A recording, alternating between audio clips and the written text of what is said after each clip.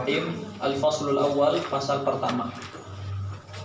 I'lam annahu la budda lil mukallafi ghairil mujtahidil mutlaqi min iltizamit taqlidi li madhhabin muayyanin. Ketahuilah bahwasannya wajib bagi mukallaf yang belum mujtahid mutlak, dia harus konsisten untuk taklid terhadap madhab tertentu dari madhab imam yang 4 fil furu'il ijtihadiyati, dalam furu' yang sifatnya ijtihadiyah. Amal mujtahidu fayahrumu alaihi taqlidu. Adapun mujtahid maka haram dia melaksanakan taklid fima huwa mujtahadun fihi, dalam masalah yang bisa diijtihadi. Bitamakunihi minal ijtihad, karena dia mampu untuk ijtihad, alladzi huwa aslut taqlid, yang mana ijtihad itu adalah pondasi taklid. Lakin al-mujtahidul mustaqillu biwujudi syara'itil lati dzakaraha al-ashab. Tapi mujtahid mustaqil, ya, dengan adanya syarat-syarat yang disebutkan oleh ashab Syafi'iyah fi awailil qada, dalam awal bab qada, itu mafqudun, sudah hilang, min nahwi sitti mi'ati sanatin, dari sekitar 600 tahun. Itu ya. Bukan berarti tertutup ya. Pintu ijtihad itu tidak tertutup. Tapi siapa yang sampai? Itu pertanyaannya. Nah, ini ada faidah penting ya dari Syekh Isa Al-Mannun. Ya, beliau mengatakan meskipun mujtahid mutlak di zaman sekarang itu ada, tapi fungsinya tidak terlalu signifikan, tidak terlalu penting meskipun ada. Kenapa? Karena nanti syarat ijtihad itu tadi tidak boleh menyelisihi ijma ulama. Di antara ijma ulama bentuknya adalah misalkan dalam masalah ini khilafnya ada 2. Tidak boleh dia memunculkan kaul ketiga. Kenapa? Karena kalau khilaf dulunya hanya 2, itu tandanya mereka ijma, tidak ada kaul ketiga. Kalau dia nanti ada mujtahid mustaqil zaman sekarang menghadirkan kaul ketiga, dia bertentangan dengan ijma. Tidak boleh bertentangan dengan ijma. Begitu. Walaisatil madzahibul matbu'atu munhasyiratan fil arba'ati. Ya. Dan mazhab yang diikuti itu tidak terbatas dalam mazhab yang 4 sebetulnya ya. Di anal mujtahidina min hadhil ummati la yuhsawna kathratan, karena mujtahid dari umat Islam itu tidak bisa dihitung banyaknya. Wa kullun lahu madhhabun minas sahabati wat tabi'in, dan semua mujtahid punya madhab tersendiri, baik itu dari sahabat ataupun tabi'in, wa atba'it tabi'in, wa halumma jarran, dan seterusnya. Itu kan kadang-kadang beberapa orang nggak tahu mengartikan halumma jarran. Halumma jarran itu dan seterusnya. Wa qad kana fis sinin al-khawali nahu 11 mazhaban. Dulu di tahun-tahun yang lampau ada kurang lebih 11 mazhab muqalladatan yang ditaklidi arbabuha pemiliknya, mudawwanatan kutubuha yang kitab-kitabnya ditulis. Wahya mujtahid yang madhab yang 11 itu al-arba'atul masyhurah, madhab yang 4, wa madhabu Sufyan ats-Tsauri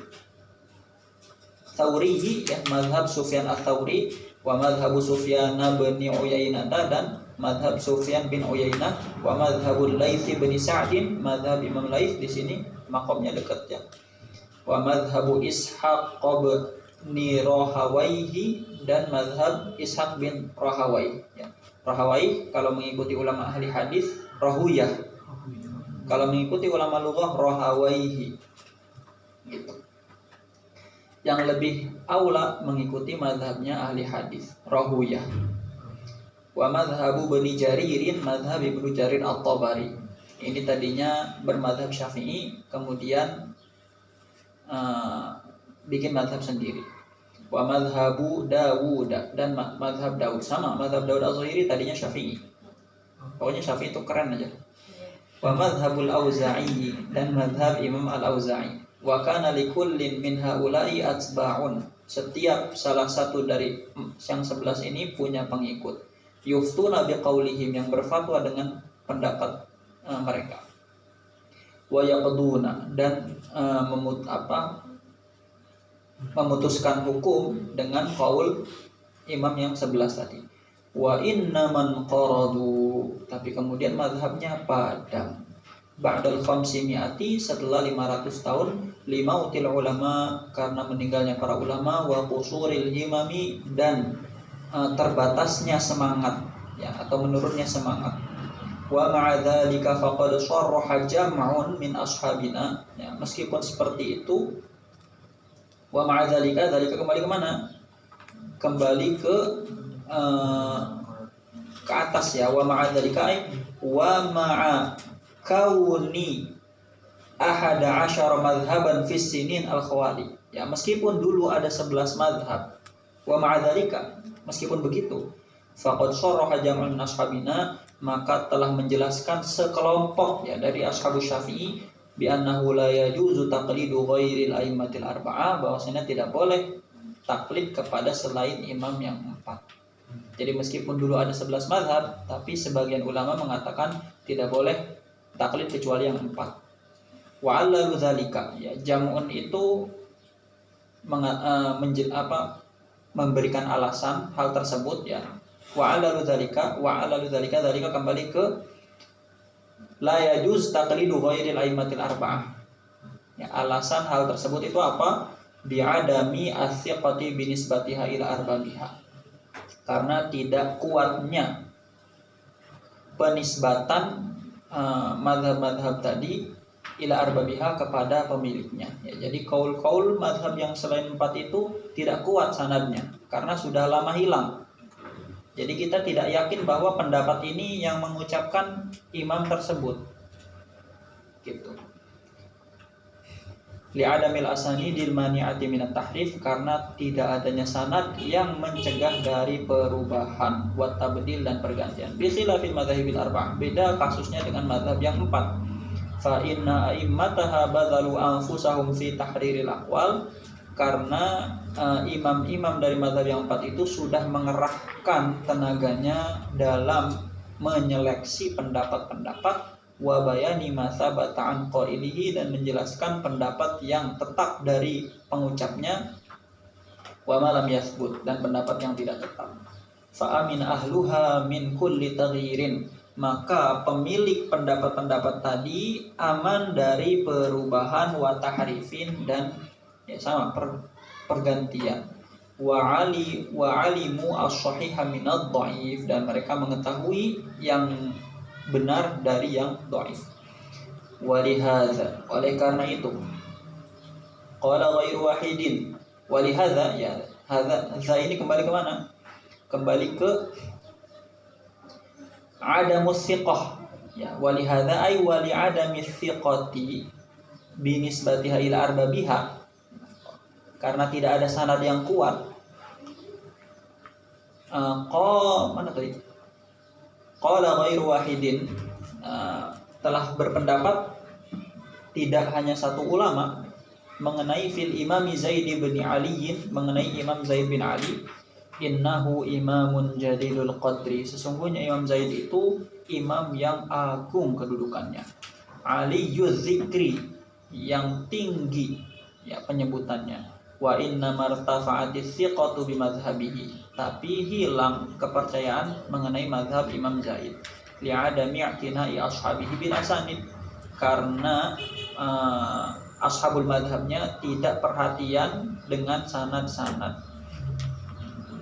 Falam yu'man ala madhhabihi tahrif wa tabdil, sehingga mazhabnya tidak aman dari perubahan dan pergantian.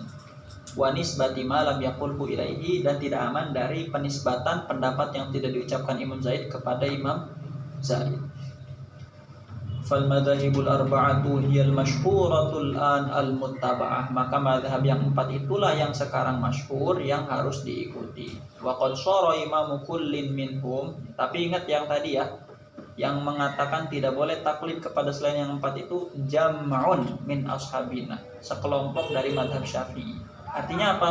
Sebagian yang lain ada yang tidak berpendapat demikian. Waqad shara imamu kullin minhum li taifatin min taifil Islam arifan, ya, dan telah menjadi imam setiap salah satu minhum dari mereka, ya, mereka yang empat itu, li ta'ifatin min ta'ifil Islam, bagi setiap kelompok umat Islam itu arifan, terkenal, bihaitsu la yahtaju sa'il an dzalika ta'rifan, di mana tidak butuh orang yang bertanya tentang imam yang empat itu, tidak butuh untuk dikasih tahu. Semua orang tahu, Imam Hanafi tahu keagungannya, sering dengar. Wala ba'sa bi taqlidi ghairi. Nah, ini kenapa saya bilang yang mengatakan tidak boleh taklid kepada selain empat itu jam'un, sekelompok. Wala ba'sa, tidak apa-apa, bi taqlidi ghairi man iltazama madhhabahu, mengikuti imam selain madhab dia yang dia ikuti, fi afrodil masail, dalam beberapa masalah, sawaun kana taqliduhu li ahadil a'immatil arba'ati, baik dia taklidnya itu kepada salah satu imam yang empat, aw li ghairihim, atau selain yang empat. Jadi boleh. Mimman hufiza madhabuhu, dengan catatan dari orang yang madhabnya dihafal, diketahui, fitil kal masalati, dalam masalah tersebut. Jadi gini, kita mengaku Syafi'i misalkan, tapi dalam beberapa masalah boleh keluar dari mazhab Syafi'i, mengikuti mazhab Abu Hanifah misalkan, mengikuti mazhab Imam Malik dalam beberapa masalah boleh. Gitu. Bahkan boleh kita satu waktu mengamalkan mazhab ini, kemudian lain waktu mengamalkan mazhab ini, boleh-boleh aja, dengan syarat hufidha mazhabuhu, tahu mazhabnya dengan detail. Makanya harus tahu semua mazhab biar enak, bisa ganti-ganti. Kayak pas lagi ini saya kata sa'i kan kalau Syafi'i batal wudu kan, iya. Itu berarti kita pakai mazhab, Bisa pakai mazhab Abu Hanifah atau Imam Malik. Kalau Imam Malik pakai qayyid, tidak boleh nafsu. Kalau Imam Abu Hanifah udah, meskipun nafsu santai, yang penting bukan jima. Dengan syarat itu, hufidha madhabu fi tilkal masalah, dan dalam masalah tersebut, waduwina, dan dikodifikasi. Atau selain mazhab yang empat, ya mengikuti mazhab Al-Auza'i, dengan syarat kita yakin ini pendapat diucapkan Imam Al-Auza'i. Hatta urifat syurutuhu, sehingga diketahui syarat-syarat imam yang dia ikuti, wasairu mu'tabaratihi, dan semua yang dipertimbangkan. Fal ijma'ul ladzi naqalahu wahidun ala man'i taqlidihi sahabah, maka ijma yang dinukil seorang ulama, ada seorang ulama menukil bahwasannya ala man'i taqlidihi sahabah, tidak boleh taklid kepada sahabat. Nah, ijma tersebut di situ wahidun apa ghairu wahidin? Ghairu wahidin, ya. Maka ijma yang dinukil oleh banyak ulama, ya bukan satu doang, ijma bahwa tidak boleh taklid kepada sahabat, itu ijma'nya ala ma lam yu'lam nisbatuhu. Ya, ijma'nya yuhmalu ala, ada yuhmalnya enggak di situ? Enggak ada.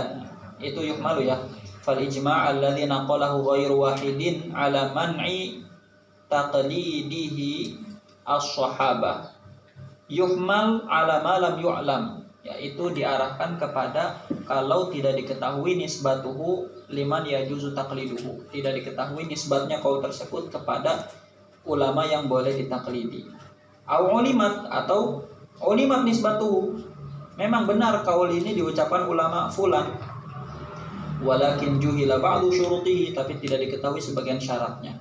Indahu, syaratnya tidak diketahui oleh si muqallid. Walau kana dzalikal ghairu muntasiban li ahadil a'immatil arba'ah. Nah, ini walau kana di sini sudah terputus dari konteks sebelumnya. Ini kembali ke konteks yang atas, yang sawaun kana taqliduhu li ahadil a'immatil arba'ah aw li ghairihim.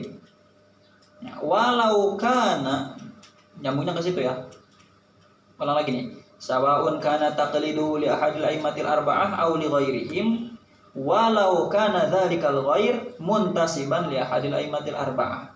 Meskipun imam lain yang dia taklidi itu selain imam yang empat, meskipun imam lain tersebut muntasiban li ahadil a'immatil arba'ah, itu dinisbatkan kepada salah satu imam yang empat. Contohnya Imam Muzani. Imam Muzani di beberapa masalah beda dengan Imam Syafi'i. kita boleh mengikuti pendapat Imam Muzani. Ka ashab Syafi'i, seperti ashabnya santri-santrinya Imam Syafi'i wa Abi Hanifah dan Imam Abu Hanifah masalan. Fa inna ahadahum, karena sesungguhnya salah satu dari ashab Syafi'i dan Abu Hanifah qad yakhtaru qawlan, kadang-kadang memilih pendapat yukhalifu nassa imamihi, yang berbeda dengan penjelasan imamnya. Fa yajuzu taqliduhu fihi, maka boleh mengikutinya dalam masalah tersebut bisyurutil atiyati, dengan syarat-syarat yang akan dijelaskan. Wa yajuzu aidan taqlidul mukhtarin, boleh juga mengikuti ulama-ulama yang mengeluarkan ikhtiar, ya. Kan Nawawi, seperti Imam Nawawi. Boleh Imam Nawawi dalam beberapa masalah punya ikhtiarat yang bertentangan dengan mazhab Syafi'i. Contohnya, orang tidak punya tidak ada air, tidak ada tanah, jadi nggak bisa wudhu, nggak bisa tayamum. Dalam mazhab Syafi'i, dia wajib sholat, kemudian wajib mengulang sholatnya. Gitu. Tidak ada air, tidak ada tanah. Dalam mazhab Syafi'i, mu'tamad mazhab, dia harus sholat, dan nanti kalau sudah ada air harus diulang sholatnya. Tapi kata Imam Nawawi enggak perlu. Kullu sholatin wajabat fil waqti wa shahhat fihi la i'adata fiha. Semua sholat yang wajib dilakukan ketika waktu tersebut dan sah di waktu tersebut tidak perlu diulang. Itu ikhtiar Imam Nawawi. Imam Nawawi mengatakan tayamum cukup sampai pergelangan tangan. Mazhab Syafi'i harus sampai ke sini. Ikhtiar Imam Nawawi sampai sini, boleh diikuti. Jadi sebetulnya kalau paham fikih itu santai hidupnya, enak, banyak kaul sebenarnya. Mudah-mudahan kita pintar fikih lah. Wa Ibnul Munziri dan Ibnul Munzir, wa Suyuti dan Imam Suyuti punya ikhtiarat. Syekh Nawawi Banten punya ikhtiarat, luar biasa itu ya. Fi ikhtiaratihim, dalam ikhtiar mereka. Li'annahum bin nisbati litilkal masalati mujtahidun, karena ulama-ulama itu bin nisbati litilkal masalah, ya, jika dihubungkan dengan masalah tersebut, mujtahidun, mereka mujtahid khusus dalam masalah tersebut. Wa yajuzul intiqalu min madhhabin ila madhhab, boleh pindah dari satu mazhab ke mazhab lain. Minal madhhabin mudawanah, dari mazhab-mazhab yang ditulis. Walau bimujarradit tasyahhi, boleh pindah meskipun hanya senang-senang. Boleh-boleh aja. Ya, siapa namanya? Ibnu Hisham Al-Ansari, penulis Mughnil Labib, penulis Awdahul Masalik. Dulunya mazhabnya Syafi'i. Kemudian pindah ke mazhab Hambali. Ya, karena mungkin saya udah menguasai banget lah mazhab Syafi'i, pengen pindah lah, pengen tahu. Pindah mazhab Hambali. Biasa aja. Biasalah gitu. Walau bi mujarradit tasyahhi, tapi ini nanti ada pembahasan lanjutnya, mujarrad tasyahhi.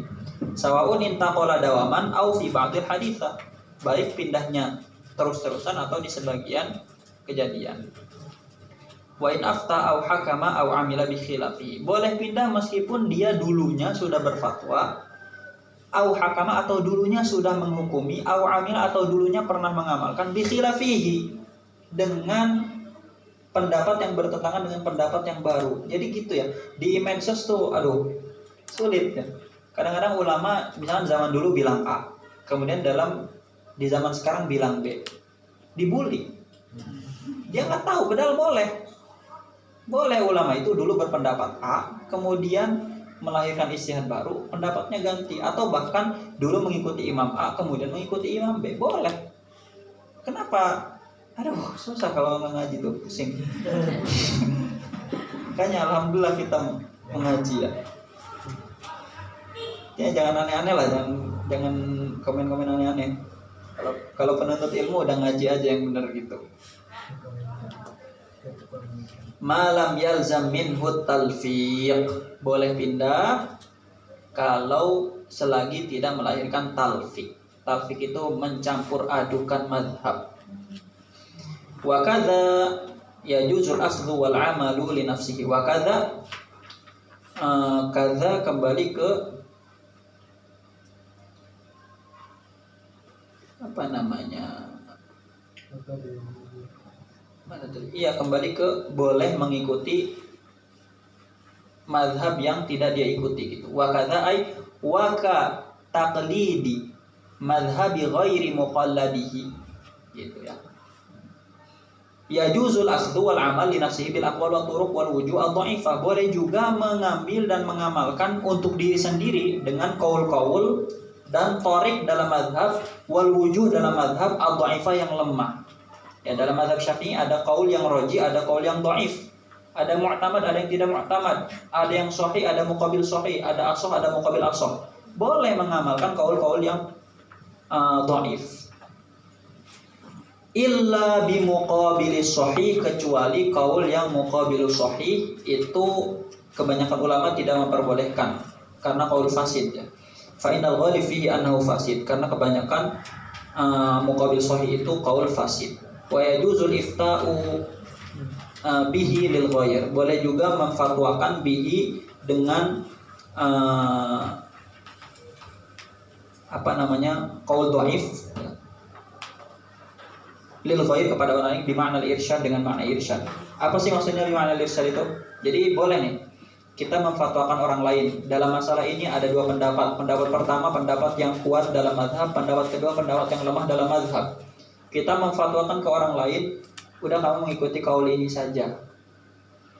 Yaitu namanya ala sabilil irsyad. Kita memfatwakan ke dia bahwa boleh loh mengikuti kaul ini, tapi kalau mu'tamad mazhab kaulnya begini. Tapi kamu boleh mengikuti yang ini. Gitu. Intaha minal fawaidil madaniyah wa tazkirah wa nashril a'lam. Qala fit tazkirah, berkata dalam kitab at-tazkirah, wa syurutut taqlidi sittah. Nah, ini tadi kan kayaknya enak banget tuh, bisa pindah-pindah segala macam. Ada syarat-syaratnya ya. Syarat taklid ada 6. Al-awwalu, yang pertama, ayyakuna madhabul muqalladi bihi mudawwanan. Madhab yang ingin dia ikuti itu harus madhab yang mudawwan ya, yang dikodifikasi, yang sudah dibukukan. Litatamakan fihi awaqibul anzar, supaya kokoh fihi dalam mazhab tersebut awaqibul anzar, pandangan orang-orang yang meneliti. Jadi, kayak mazhab Syafi'i ini sudah dinukil dari ratusan, ribuan, jutaan ulama dari zaman Imam Syafi'i sampai sekarang, dan mereka melihat mazhab, mengkritik mazhab, memberi dalil mazhab, dikritik lagi terus menerus. Jadi sudah seleksi alam kuat sekali mazhab itu. Semua mazhab, bukan Syafi'i doang, semuanya. Jadi mazhab itu bukan kumpulan pendapat Imam Syafi'i doang, bukan. Ribuan ulama Syafi'iyah itu, mereka melihat dalilnya, mengkritis dalilnya, ada ahli hadisnya, ada ahli tafsirnya, ada ahli mantiknya. Jadi bukan hasil musyawarah satu orang, ribuan orang. Ahli hadisnya ada, jadi jangan mempertentangkan mana hadisnya. Mazhab Syafi'i mana hadisnya, pilih hadis atau pilih Imam Syafi'i, enggak gitu. Ulama Syafi'iyah banyak yang ahli hadis juga, dan mereka sudah mengkritisi mazhab ini gitu. Jadi sudah matang. Wa yatahassal lahu al-ilmul yaqini, dan terhasilkan lahu terhadap mazhab tadi al-ilmul yaqini, ilmu yang yakin, bikaunil mas'alatil muqalladi biha min hadhil madzahib, bahwasanya masalah yang diikuti itu termasuk dari mazhab ini. Asani, yang kedua, hifzul muqallid syurutahu. Nah, ini enggak sembarangan pindah mazhab juga ya, harus hafal syarat-syaratnya gitu. Fitil kal mas'alati, dalam masalah tersebut. Asalis, yang ketiga, alla yakuna taqlidu fi ma yunqadu fihi qadaul qadi. Boleh pindah-pindah mazhab, tapi dengan syarat tidak boleh dalam masalah yang bertentangan dengan hukum qadi, pemerintah. Misalkan qadi bilang ya, ada masalah, qadi bilang udah, saya memutuskan kamu harus dalam masalah ini ikut pendapatnya, kita mengikuti pendapatnya Abu Hanifah. Kemudian, oh enggak, saya Syafi'iyah, mau ikutnya Syafi'iyah. Enggak bisa. Kenapa? Karena itu qadi yang ngomong. Qadi itu supaya akur dalam masalah, supaya tertib, tidak bisa diganggu gugat pendapatnya. Tapi nanti bisa juga ya. Ada syarat-syarat tapi. Bi alla yakuna khilafa nasil kitab. Nah, dengan gambaran kalau qadaul qadinya itu tidak bertentangan dengan nasul kitab. Ingat kalimatnya, nasul kitab. boleh ditentang qadul qadi kalau dia bertentangan dengan nasul kitab. Apa itu nas? Nas itu dalam waraqat wan nasu ma la yahtamilu illa ma'nan wahidan. Nas itu ketika ayat Quran tidak menyimpan makna lain, hanya maknanya. Itu. Awis sunnati atau hadis, awil ijma' atau ijma', awil qiyas atau qiyas jali. Ar-rabi'u yang keempat syarat taklid adalah alla yattabi'ar rukhas. Jangan taklid itu mencari-cari rukhsah dalam setiap madhab. Bi an ya'khudha min kulli madhhabin bil ashali. Dengan gambaran dia mengambil dari setiap madhab yang mudah-mudahnya. Litanhalla raqabatu taklifi min unuqihi, supaya terlepas belenggu taklif dari apa namanya? Ini apa sih? Gulu. Pun leher ya. Saya taunya gulu. Di pondok dulu namanya gulu. Nah, ini syarat yang keempat, tidak boleh pindah madhab kalau mencari yang gampang-gampangnya saja. Ini dikritisi. Qala Syekh Ibnu Hajar mengatakan, wa min thamma kana al-aujah ayya annahu yasuqu bihi. Oleh karena itu kalau orang pindah-pindah madhab karena nyari-nyari yang gampang-gampangnya aja, dia bisa fasik, kata Syekh Ibnu Hajar. Tapi wa qala Syekh Muhammad Ramli mengatakan al-aujah annahu la yafsuq. Enggak fasik. Ya, meskipun pindah-pindah madhab karena nyari yang gampang-gampang itu dilarang, itu tidak bisa bikin fasik, kata Syekh Ramli. Wa in athima bihi, meskipun dia berdosa. Nah, tapi ini dikritisnya di sini. Wa hadza laisa syarton li sihhati taqlid. Ya. Tidak boleh nyari mazhab yang gampang-gampangnya aja, itu bukan syarat sahnya taklid. Jadi secara kesohihan taklid dia bisa mengikuti mazhab apapun meskipun nyari yang gampang-gampangnya, tetap sah secara syarat-syarat taklid. Tapi syarat yang keempat ini yang dari gampang-gampangnya itu kama saraha bihi mutaakhirun, sebagaimana dijelaskan oleh ulama mutaakhirun. Bal, tapi huwa syartun lidar ilithmi, dia adalah syarat untuk menolak dosa. Jadi taklid itu ada sah dan tidak berdosa, ada sah tapi berdosa. Sah tidak berdosa kalau nggak main-main. Nah, sah tapi berdosa itu kalau pindah-pindah madhab tapi nyari yang gampang-gampangnya. Taklidnya sah, artinya amal ibadah dia yang menggunakan seperti itu sah, tapi dia dosa karena main-mainnya tadi. Gitu. Jadi syarat tidak boleh nyari yang gampang-gampang itu syarat untuk menghilangkan dosa, bukan untuk kesahihan taklidnya. Wa tadi karena ya sholati fil ardil maghsubah, seperti larangan sholat di tanah hasil gosok. Ya kita, atau ini aja lah, contoh di sini aja. Ya sholat di tanah yang hasil gosok, sholatnya sah nggak? Sah, tapi dia berdosa. Jadi sholatnya sah, tapi dia berdosa sholat di situ karena hasil gosok. Gimana gosok tanahnya?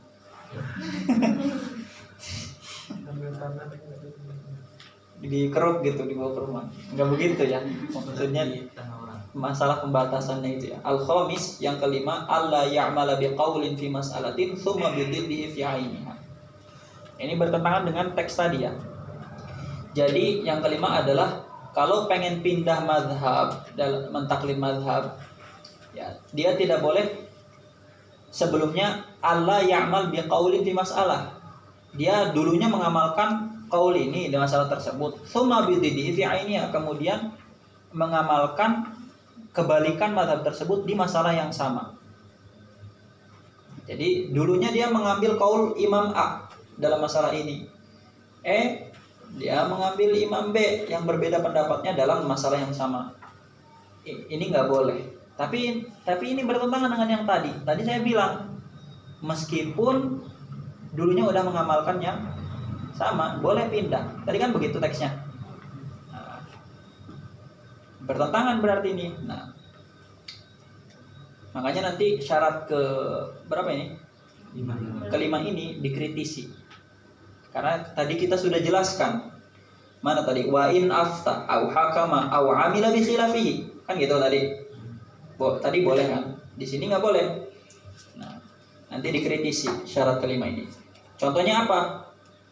Dia mengamalkan biqaulin fi masalah tsumma biddihi fi ainiha. Contohnya apa? Ka'an akhadha syuf'atal jiwari taqlidan li Abi Hanifah. Contohnya ada orang yang berpendapat dengan syuf'atul jiwar karena taklid kepada Imam Abu Hanifah. Apa itu syuf'atul jiwar? Syuf'atul jiwar tuh gini.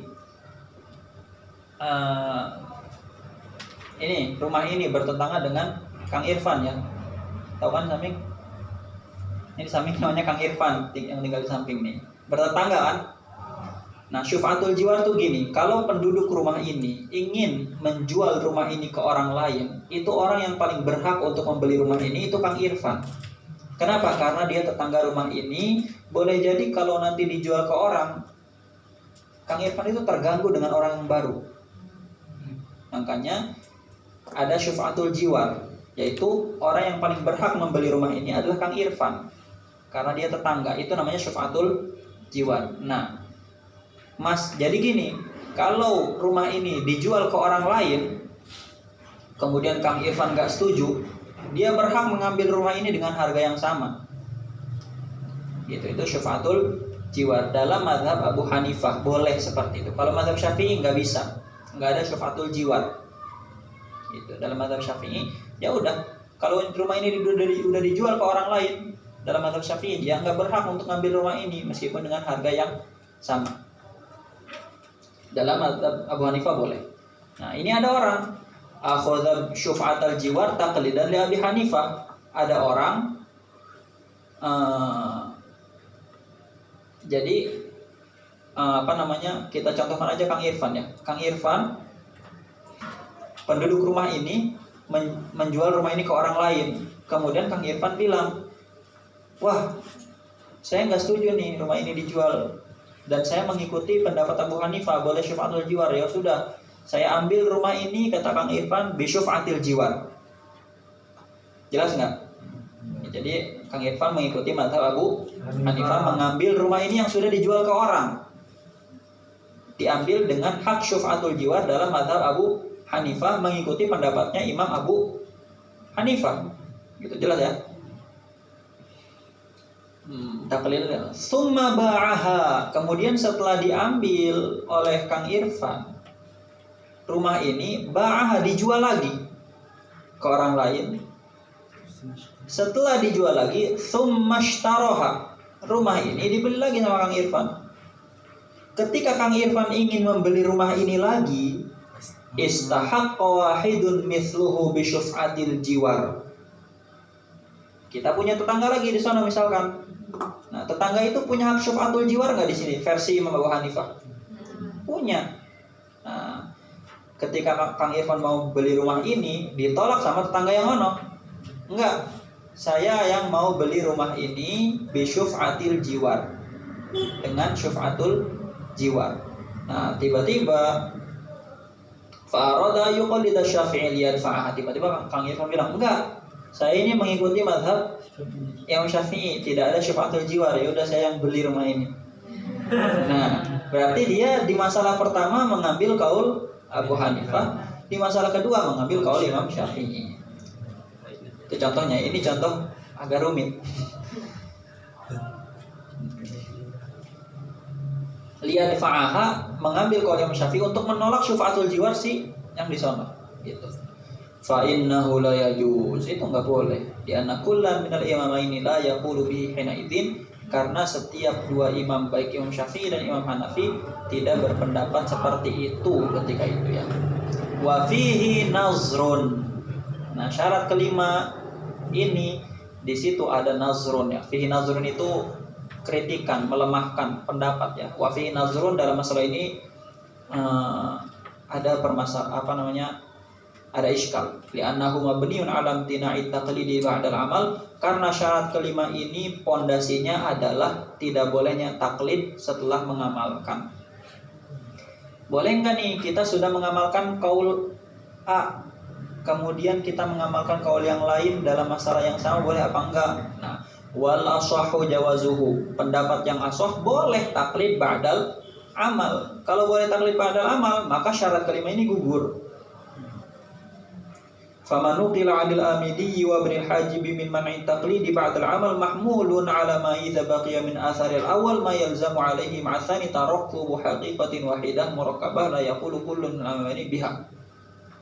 Faman nuqila, maka pendapat yang dinukil 'anil Amidi dari Imam Al-Amidi wa Ibnil Hajib dan Ibnul Hajib, pendapat apa yang dinukil? Min man'i taqlid, dilarangnya taklid ba'dal amal, setelah mengamalkan, itu mahmulun, diarahkan ala ma idza baqiya, kalau masih tersisa min atharil awal, dari dampak pendapat pertama, masih tersisa ma yalzam alaihi, sesuatu yang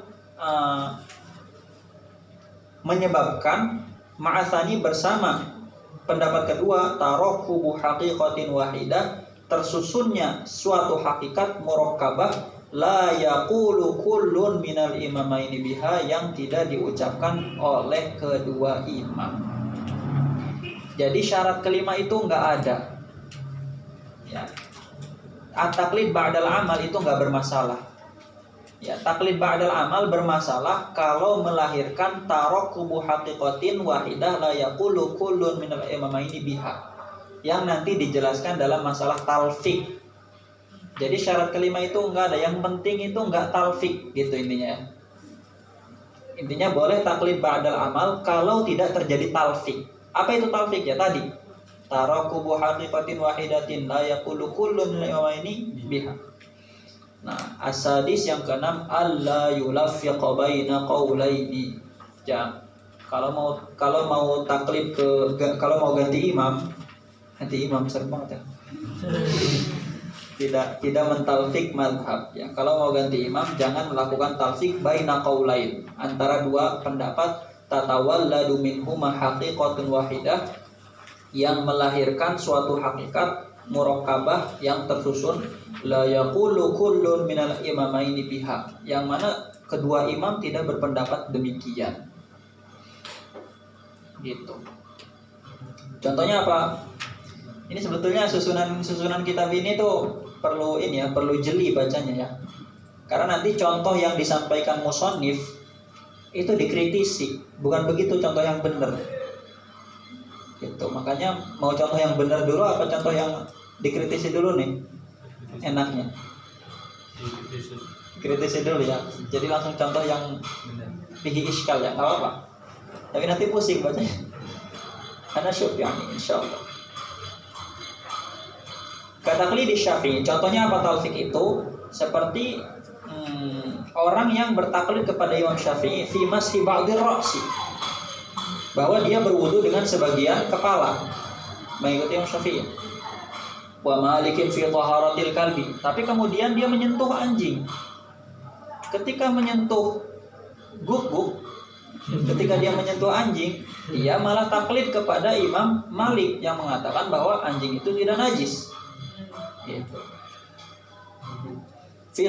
Fi sholatin wahidah, dan dia taklid kepada dua imam tersebut dalam satu sholat. Jadi ada orang wudunya membasuh sebagian kepala, kemudian dia menyentuh anjing yang basah, kemudian dia sholat. Nah, sholatnya sah nggak menurut kedua imam? Menurut Imam Syafi'i sholatnya nggak sah. Kenapa? Karena menyentuh anjing. Menurut Imam Malik sholatnya nggak sah. Kenapa? Karena wudunya sebagian kepala. Gitu. Itu talfik ya. Tapi nanti dikritisi contoh ini. Fi sholatin wahidah, kemudian dia sholat dalam satu sholat. Kama qalahu Asy-Syaikh Ibnu Hajar. Ini contoh yang dikemukakan oleh Syekh Ibnu Hajar. Wa qala Ibnu Ziyad fi fatawihi naqilan 'anil Bulqini. Ibnu Ziyad menukil dari Imam Al-Bulqini ya, mengkritisi contoh ya, bukan mengkritisi pendapat. Semuanya sepakat tidak boleh talfik, tapi contohnya yang dikritisi.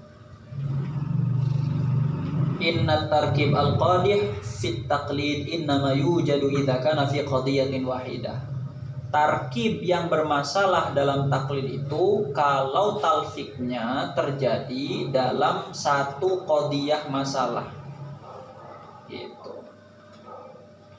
Kama idza tawaddu'a. Contoh nih, nah ini nih. Contoh talfik yang benar, yang sepakat. Contohnya, kama idza tawaddo'a faqallada Abi Hanifah fi masil farji. Contoh, dia wudu kemudian dia taklid kepada Abu Hanifah bahwasannya menyentuh kemaluan itu tidak batal. Kemudian Wasyafi'i fil fasdi, dia taklid kepada Imam Syafi'i bahwa bekam itu tidak membatalkan wudu. Itu. Jadi ada orang wudu, setelah wudu dia menyentuh kemaluan, dan dia taklid kepada Abu Hanifah bahwa menyentuh kemaluan itu tidak batal. Setelah menyentuh kemaluan, dia bekam. Dia taklid kepada Imam Syafi'i bahwa bekam itu tidak membatalkan wudu. Nah, maka wudunya ketika itu batal nggak? Wudunya batal nggak? Versi kedua imam tadi batal wudunya. Ya. Jadi wudu dia batal karena menurut Imam Syafi'i, kenapa batal? Dia sudah menyentuh kemaluan. Menurut Imam Abu Hanifah, kenapa batal? Karena dia bekam, ya, mengeluarkan darah dari tubuh.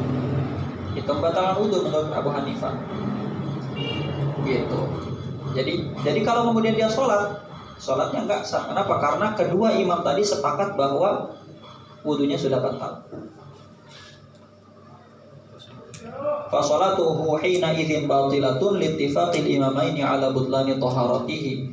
Amma idza kana tarkib min haitsul qadiyatani, adapun kalau tarkibnya itu terjadi dari dua qadiyah, ka taharatil hadasi, seperti taharatul hadas, wa taharatil khubusi, dan taharah khubus. Nah, ini menyinggung kaulam yang di atas.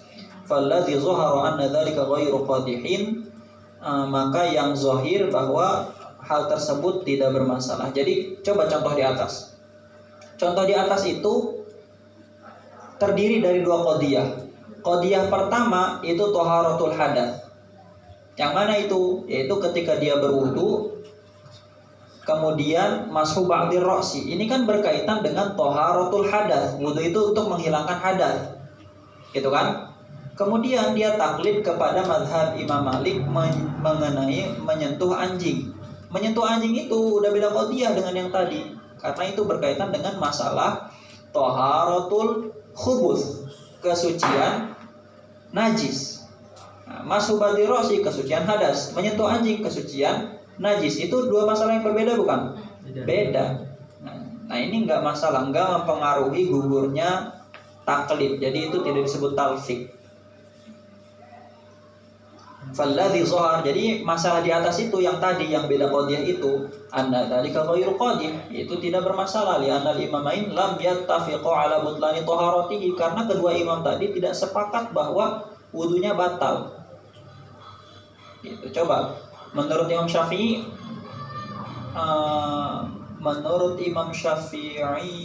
wudunya batal nggak? Wudunya batal nggak menurut Imam Syafi'i? Orang yang tadi, yang setelah wudu kemudian menyentuh anjing, wudunya batal nggak? Nggak batal. Nggak batal.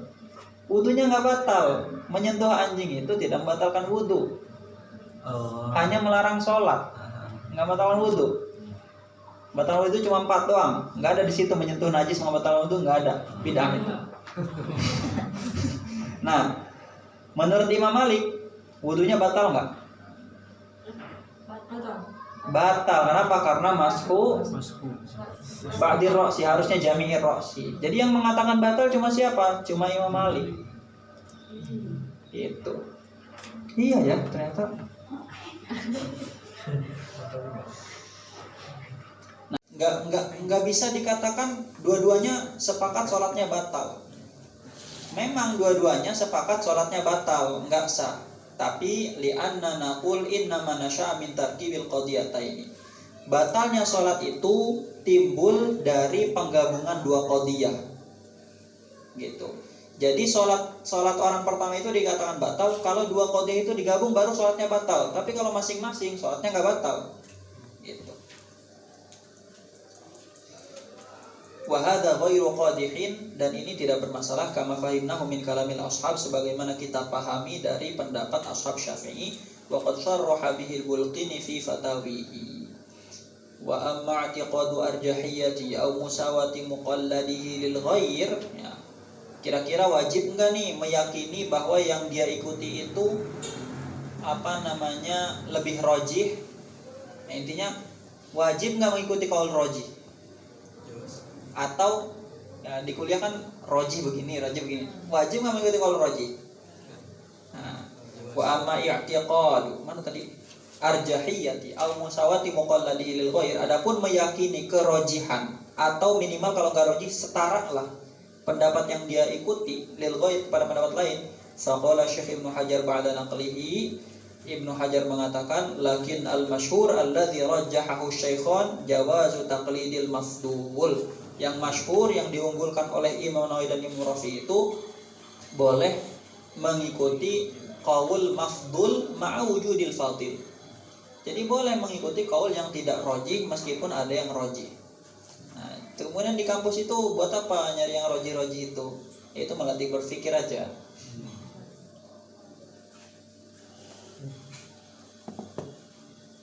Jadi nggak wajib ya mengikuti qaul rajih, itu nggak wajib. Jadi kalau buat muqallid debat-debat dalil rajih itu nggak ada gunanya dalam hal pengamalan, karena tetap aja meskipun nggak rajih boleh diamalkan gitu. Washtiratuh, jadi mudah, berfikih itu mudah, bersyariat itu mudah, nggak ribet. Washtiratu hayati sahibil madhab waqta taqlid mardud ya. Kira-kira pendiri madhabnya harus hidup nggak ketika kita ikuti pendapatnya? Nggak harus ya. Wasyiratu hayati sahibil madhab waqta taqlid mardud. Qala fi nashril a'lam thumma an-nasu bin nisbati ilaiha ayil furu'il ijtihadiyyati qismani. Kemudian orang itu jika dihubungkan dengan furu' ijtihadiyah, jadi manusia itu jika dihubungkan dengan masalah fikih itu ada qismani, dua bagian, ada dua bentuk orang. Mujtahidun mutlaqun wa ghairuhu, ada mujtahid mutlak, ada bukan mujtahid mutlak.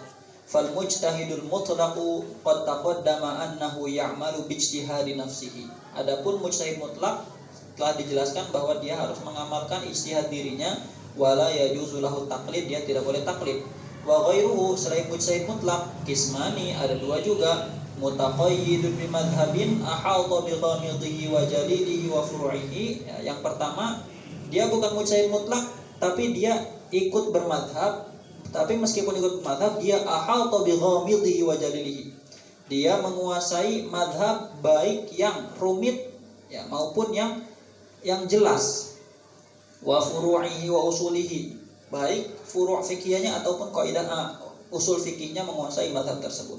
Wa yumkin minat takhrij, dia mampu melakukan takhrij alaihi terhadap madhab. Wa tarjih, dia mampu mentarjih pendapat dalam madhab. Li ahadi aqwalihi, tarjih terhadap salah satu dari pendapat madhab. Wa ghairuhu itu diatofkan kepada mutaqayyid. Ya, jadi ada mutaqayyid madhab yang menguasai madhab secara utuh bisa mentarjih, ada yang tidak bisa mentarjih. Fal muttasifu bidzalika, maka yang disifati dengan dzalika kembali ke ahata bi ghamidhihi wa jalilihi dan seterusnya. Ya'malu fi haqqi nafsihi bimaftarahu.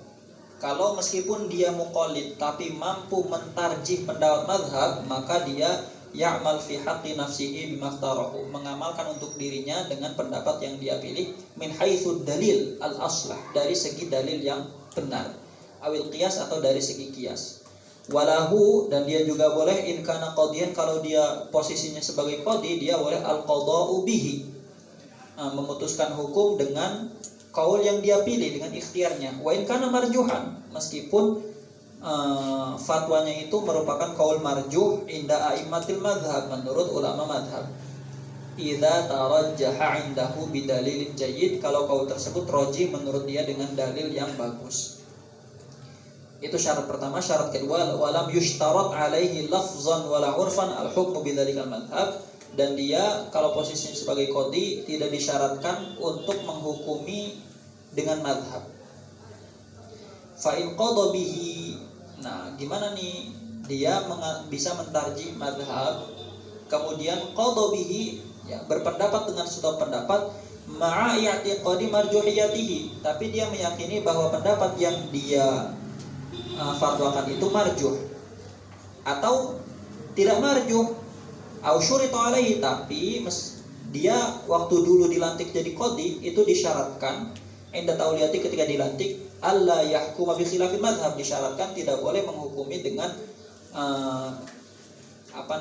selain al-madhab, selain pendapat yang mu'tamad dalam madhab. Fa hukmuhu batil, maka hukumnya batil. Yajibu 'alal qada'i naqduhu, wajib di situ 'alal qudat atau 'alal qada? Qudat, ya, wajib bagi qadi-qadi lain untuk membantahnya. Wa 'alal muftina bayanu butlanihi, dan bagi para mufti harus menjelaskan kebatilan kaulnya. Wa in kana muftian, ya.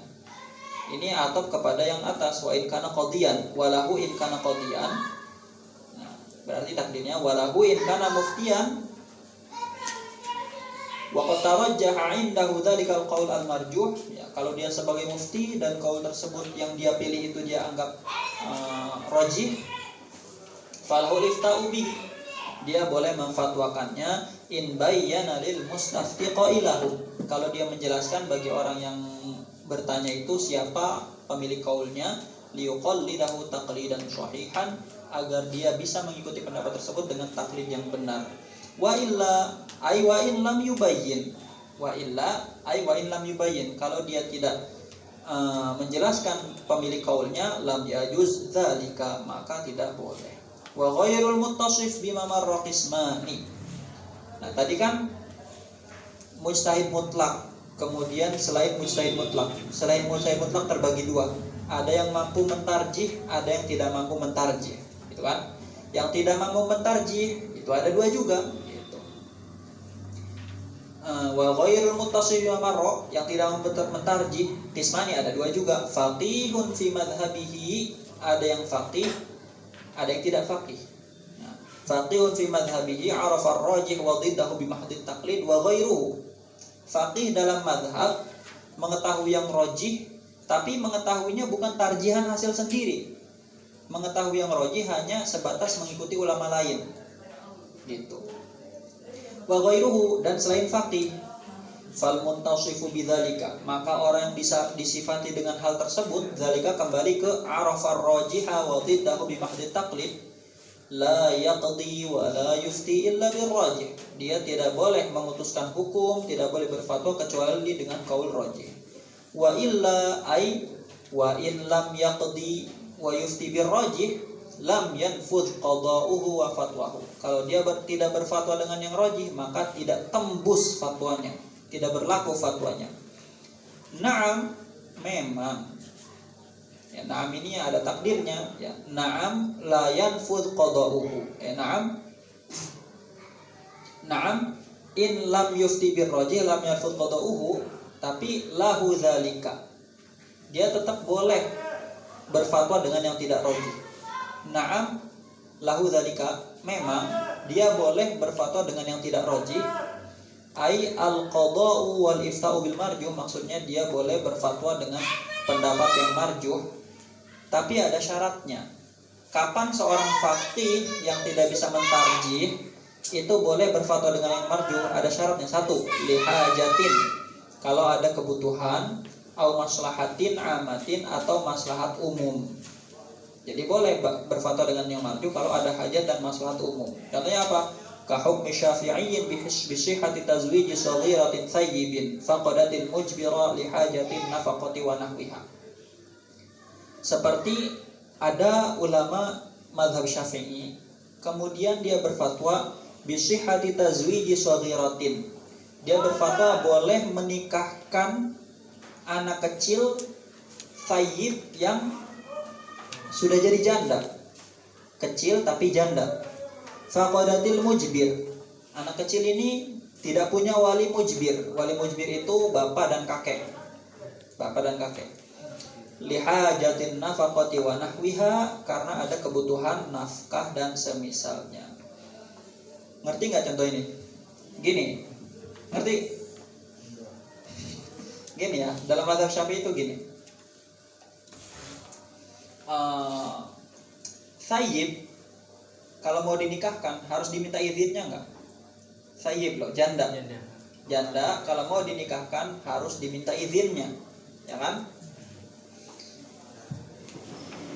Ya nggak? Ya. Iya, janda itu nggak boleh dinikahkan paksa.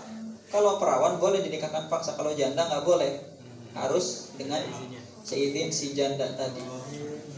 Nah, masalahnya gimana kalau janda itu masih kecil, belum balik?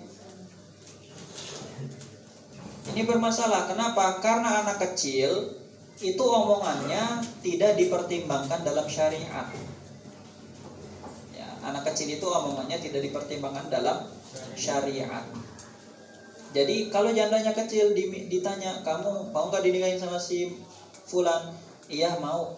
Nggak dipertimbangkan kalimat maunya. Kenapa? Karena dia masih kecil. Dalam mazhab Syafi'i seperti itu.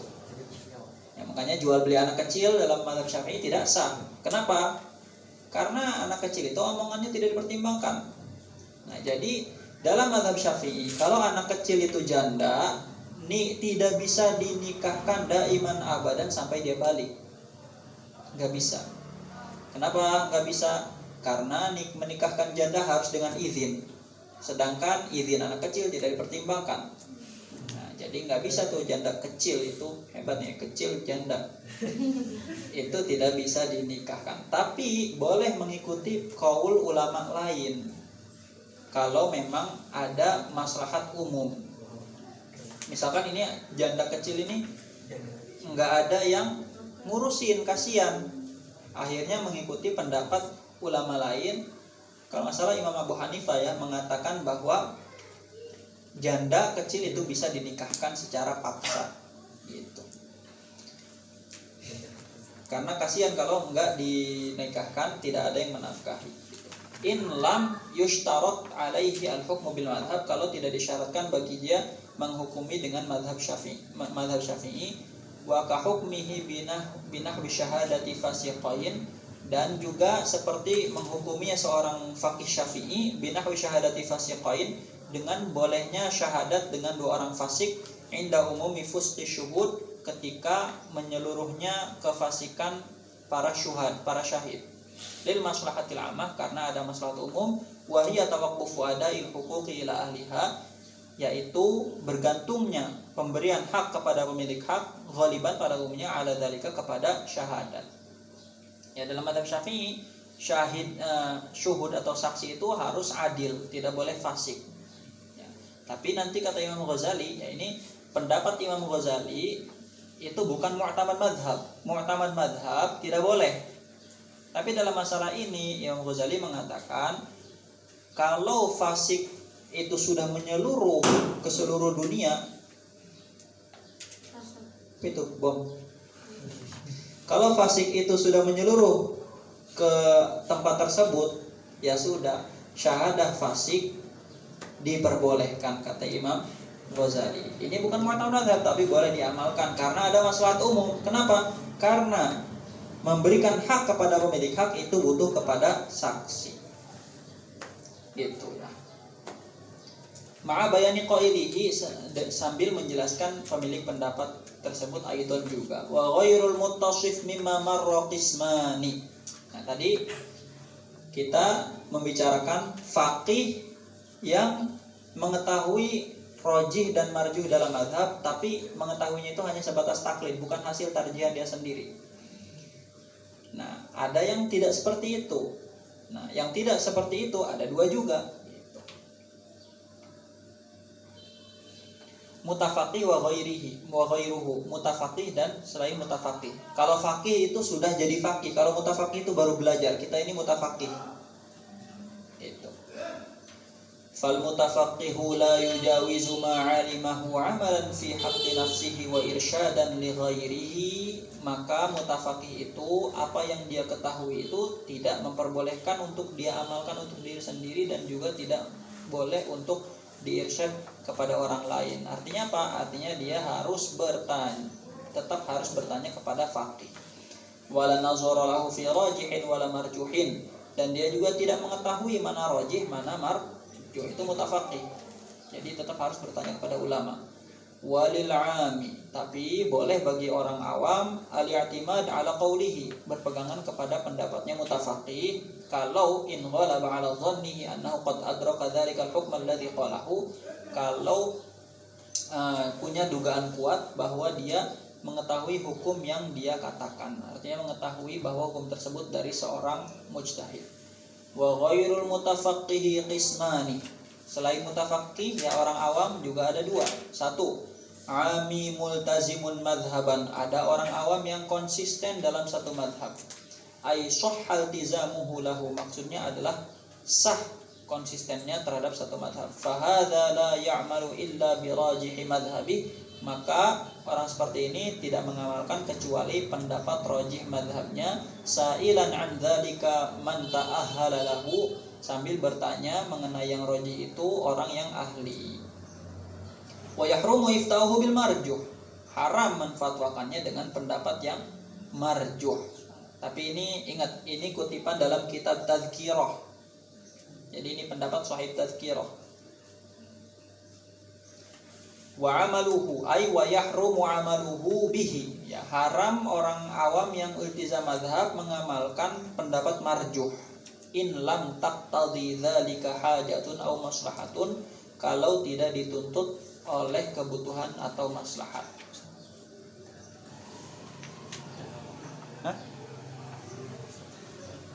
Oke. Wallahu a'lam bishawab.